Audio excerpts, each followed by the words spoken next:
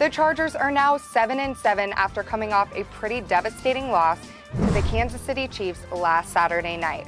But Charger fans can hope that it's all uphill from here as they go on to face the 5-9 New York Jets. So let's talk offense. Phillip Rivers held the longest streak in the league without throwing an interception, but that all changed in the game against the Chiefs. He threw for 227 yards with a touchdown and 3 interceptions.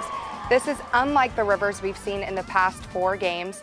The Chiefs' defense put the pressure on and he was forcing the ball into coverage, which ultimately did not end in his favor. Austin Eckler also had a critical drop, which led to some extra cushion on the Chiefs' lead before he left the game with a hand injury, along with 8 other Chargers that left the game at one point or another due to an injury. The Chargers have had 4 straight games of over 400 yards, but the Chiefs held them to under 300 yards, which just goes to show how much pressure that Chiefs defense was putting on.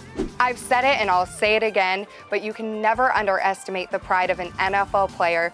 Everyone expected the Chargers to come out and dominate that divisional matchup, and the Chiefs knew that, and they came out and played with pride, and I've got to give them that. The Jets' offense ranks in at 23rd overall, averaging less than 21 points per game, and they've recently lost their star quarterback, Josh McCown, to an injury he suffered in the Denver Bronco game.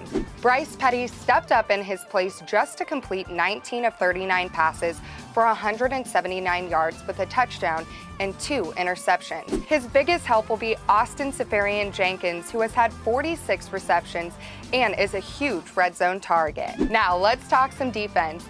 I think everyone's heart stopped when they saw Denzel Perryman go down in the game against the Chiefs. Since his return to the field, he has been a huge asset to the Chargers' run defense. According to NFL Network, Perryman had an MRI to determine the severity of the hamstring injury, and he is considered week to week. The Jets' defense, on the other hand, played a pretty incredible game against the Saints last week, where they created 3 turnovers, and they've created 13 turnovers in the past 6 weeks. Unfortunately for the Jets, their offense was not able to capitalize very well on all of these turnovers.